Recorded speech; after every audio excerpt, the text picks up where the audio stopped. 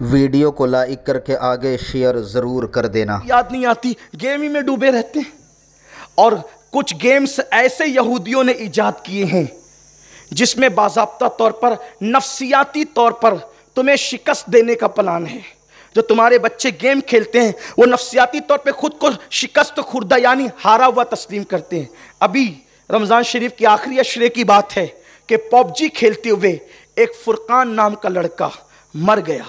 12ویں جماعت کا سب سے بہترین طالب علم مر گیا۔ ہمیں اپنے بچوں سے پیار نہیں؟ کیوں دیتے ہیں اپنے بچوں کو گیم کھیلنے کی ہم اجازت؟ آپ اپنے بچوں کو وہ گیمز کھیلنے کی اجازت دیجئے جس سے جسم کی نشو و نما ہوتی ہے، جسم جس سے مضبوط ہوتا ہو۔ یہ گیم تو آپ کے بچوں کو نسوانیت کی طرف لے جا رہے ہیں۔ وہ آپ کے بچوں کو ذہنی طور پر معاوف کر دیتے ہیں، ذہنی طور پہ تھکا دیتے ہیں۔ اس لیے میری گزارش ہے کہ اپنی صلاحیتوں کا خیال کیجئے، اپنے ٹیلنٹ کا خیال کیجئے، اللہ پہ بھروسہ کیجئے اور مایوس ہوئے بغیر تجارت کے میدان میں ڈٹیے۔ آج کل تجارت بھی مسلمانوں کی بہت زیادہ ڈھپ ہوتی جا رہی۔ وجہ یہ ہے کہ تجارت کرنے والے گیم کھیلتے۔ میرے عزیز نے، میرے بھائی نے مجھے ایک بات کل ہی بتائی، ایک میڈیکل کا تذکرہ کیا کہ بہت چلتا تھا میڈیکل، بھیڑ لگی رہتی تھی، اس علاقے میں میڈیکل تھا نہیں، لیکن 4-6 لڑکے آنے لگے اور سب بیٹھ کر کے گیم کھیلتے ہیں۔ تو وہ گیم دیکھتے دیکھتے کھیلتے کھیلتے پھر وہ کبھی چٹھی دیکھتے، کبھی نہیں دیکھتے، کبھی چھوڑ دیتا ہے۔ لوگوں نے آنا چھوڑ دیا، مال ہے نہیں ہے۔ اس طرح سے یہ تعلیم میں بھی تعلیم کو بھی متاثر کر رہے ہیں گیم، تجارت کو بھی متاثر کر رہے ہیں، فکر ذہن کو بھی متاثر کر رہے ہیں۔ میری گزارش ہے تجارت کے میدان میں مضبوط ہوئیے، مندی وندی کا کوئی خیال مت کیجیے، اس لیے کہ تجارت سیاستدانوں کی چوکھٹ سے نہیں ملتی بلکہ رزق اللہ کے دربار سے ملتا ہے۔ اس کے یہاں کوئی مندی نہیں ہے۔ اگر تم اللہ سے اپنا رشتہ جوڑ لو، سب کی دکان پہ مکھیاں بھن بھنائے گی، تمہارے دکان پر گاہکوں کی قطار لگی ہوئی ہوگی۔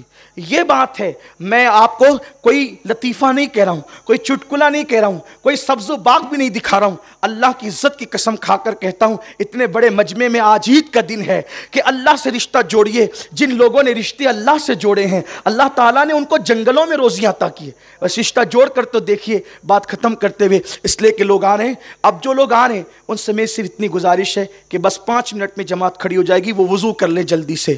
اور جو لوگ ادھر بیٹھے ان سے رابطہ جوڑنے کے لیے اب چونکہ جگہ بھی ختم ہے، قریب الختم ہے، اگر یہاں پر کوئی موٹا ٹانٹ وغیرہ ڈال کر اس کو بھی پیک کر سکتے ہو تو چند لوگ یہاں آ سکتے ہیں، بیٹھ سکتے ہیں۔ درگاہ شریف کا صحن بھی بھر چکا ہے، ادھر لوگ کھڑے ہیں، تو وہ جو پیسیج ہے نا، یہ راستہ جو ہے اس میں بھی صف لگا لیں تاکہ ادھر والوں سے آپ کا کنیکشن جڑ جائے اور ان کی صفیں متصل ہو جائیں۔ بات اختتام کو لے جا رہا ہوں، آخری بات، اللہ سے رشتہ اگر جڑ جائے نا، اللہ سے رشتہ جڑ جائے، ہر دشمن دوست بنے۔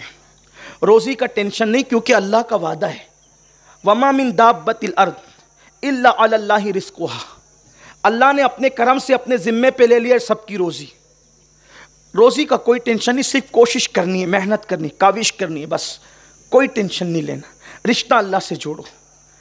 گناہ اور پاپ انسان کی روزی کو بھی تباہ کرتے ہیں، زندگی کو بھی کمزور کر دیتے ہیں، زندگی کے اندر بھی کٹوتی کا۔ حضور کی حدیث ہے، سرکار فرماتے ہیں زنا کرنے سے عزت جاتی ہے، چہرے کا نور جاتا ہے، زندگی کم کر دی جاتی ہے، زندگی گھٹا دی جاتی ہے، اور روزی بھی کم کر دی جاتی ہے، عمر گھٹا دی جاتی ہے۔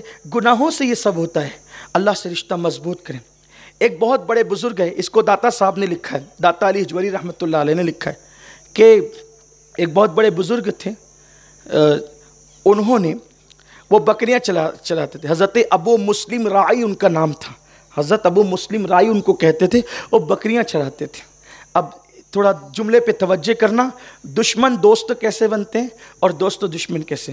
جب زیادہ دشمنی پھیلنے لگے تو توبہ کر لیا کرو، کہیں ایسا تو نہیں کہ اللہ ناراض ہو رہا ہے۔ جب وہ ناراض ہوتا ہے تو دشمن بڑھتے ہیں، اور جب وہ خوش ہوتا ہے تو پھر دوست بڑھتے ہیں، کیونکہ قرآن کہتا ہے ان الذین آمنوا وعملوا الصالحات سیجعل لهم الرحمن ودا، کہ جو ایمان لانے کے بعد نیک عمل کریں تو اللہ ان کی محبت لوگوں کے دلوں میں انڈیل دیتا ہے۔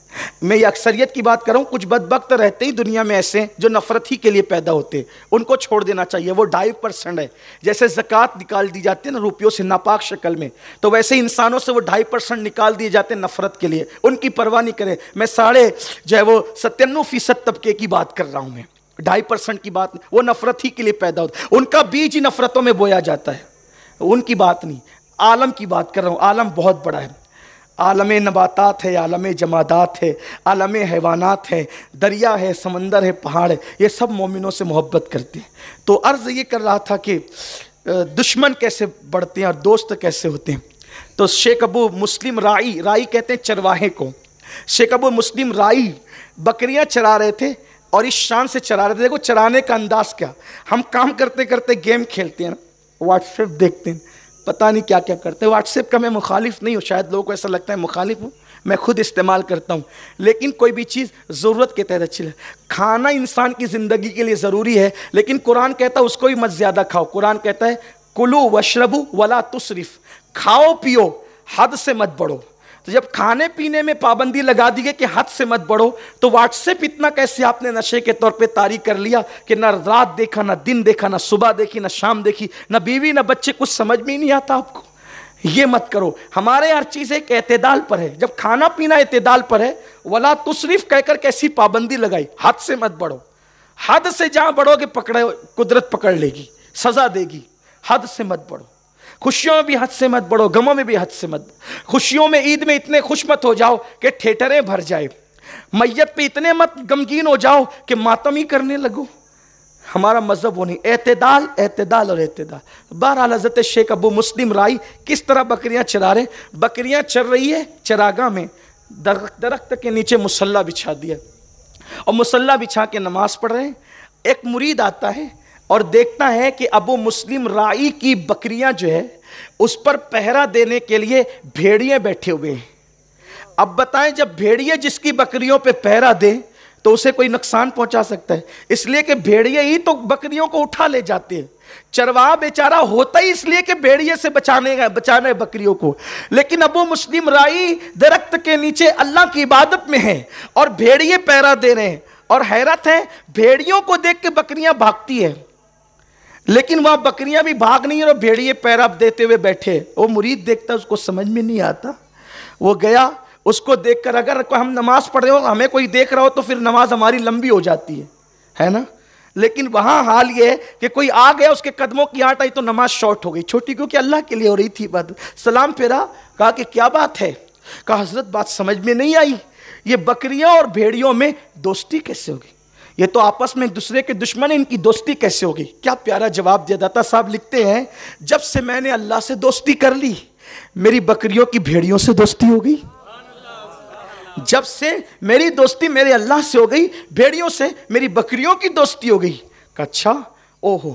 پھر اس کے بعد دوپہر تھی، کھانے کا وقت آیا، تو کھانے کے ٹائم تو کہا آپ کھاتے کیسے ہیں؟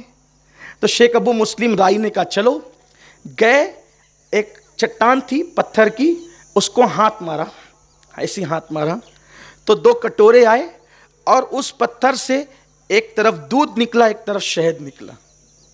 یہ بہت معتمد اور مستند کتاب صوفیہ کے نزدیک جس کو کشف المحجوب کہتے ہیں، میں وہیں سے یہ واقعہ پڑھ رہا ہوں۔ یہ کوئی بہت یعنی جو ہے وہ غیر معتبر بات نہیں ہے، بہت معتبر واقعہ۔ داتا صاحب نے لکھا ہے، یہ داتا صاحب کون ہے؟ داتا لیجوری غوث پاک کہتے تھے میرے دور میں اگر داتا صاحب ہوتے تو میں ان سے مرید ہوتا۔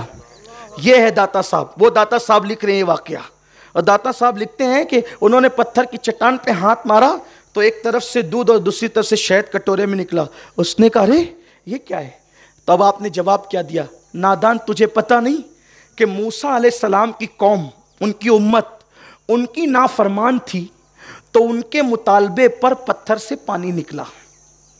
موسیٰ کی قوم اگر موسیٰ کی نافرمان ہو جائے تو ان کو پتھر پانی دیتا ہے، میں تو محمد الرسول اللہ کا غلام ہوں اور نافرمان نہیں بلکہ فرما بردار ہوں۔ ارے جب نافرمان بنی اسرائیل کو پتھر سے پانی ملتا ہے تو فرما بردار محمدی کو شہد اور دودھ کیوں نہیں مل سکتا؟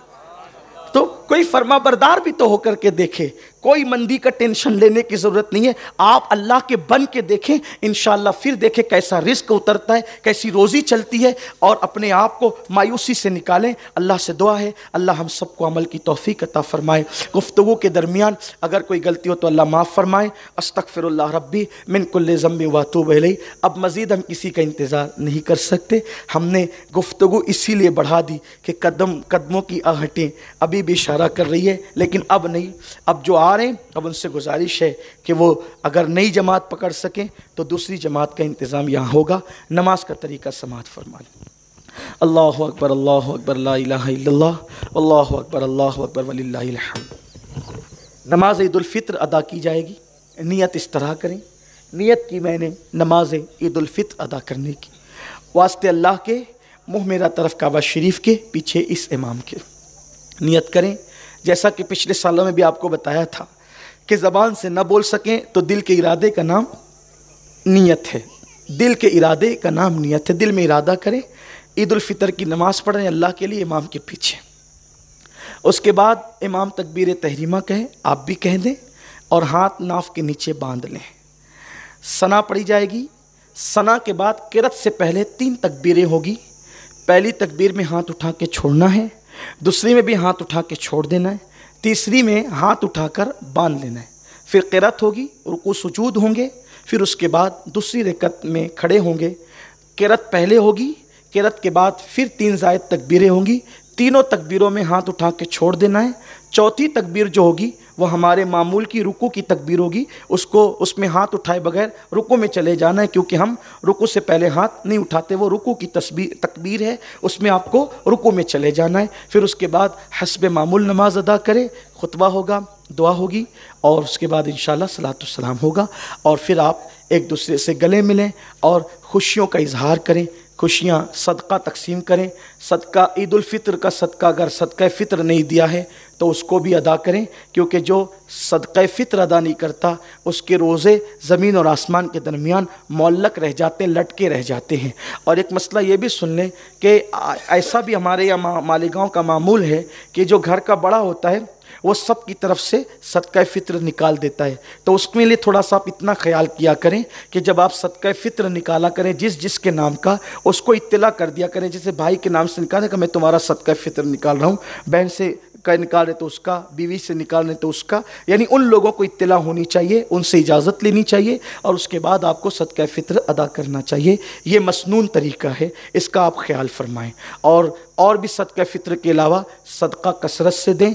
आज का दिन बड़ा मुबारक दिन है, खुशियों का इजहार करना ना भूलें, लेकिन आज गुनाहों से महफूज रहने की पूरी कोशिश करें, इसलिए कि शैतान आज़ाद होकर ही अपने चेलों की मीटिंग करके कहता है महीना भर जितना ये रुके थे आज पूरी कसर आज निकाल लेना है। तो कहीं तलाक करवाएगा, कहीं भाई भाई में झगड़ा करवाएगा, कहीं दोस्त में नफ़रत डालेगा। तो शैतान के पूरे मंसूबे को नाकाम करना है। लाहौर पढ़िए, इस्तग़फ़ार पढ़िए, औज़ बिल्लाहि मिनश शैतानिर रजीम पढ़िए और शैतान के मकर फ़रेब में मत आइए। खुदा के लिए फिल्में देखकर, यार जब ईदों के मौके पे छुट्टियों में फिल्में होती है तो टोपियां भी नज़र आती, दाढ़ियाँ नज़र आती है, मुसलमान नज़र आते। कितना मजाक है। जो कौम साल भर खुदा से मग़फ़िरत तलब करती रही वो ईद के दिन फिल्मों को जो है वो फ़रोग़ दे रही है। अल्लाह के लिए अपने हाल पे रहम करो। दुनिया तुम्हें कुचलने का प्लान कर चुकी है और तुम अभी तक के फिल्मों के अंदर डूबे हो। अल्लाह के लिए बचो गुनाहों से। और मैं ये नहीं कहता तफरी ना करो,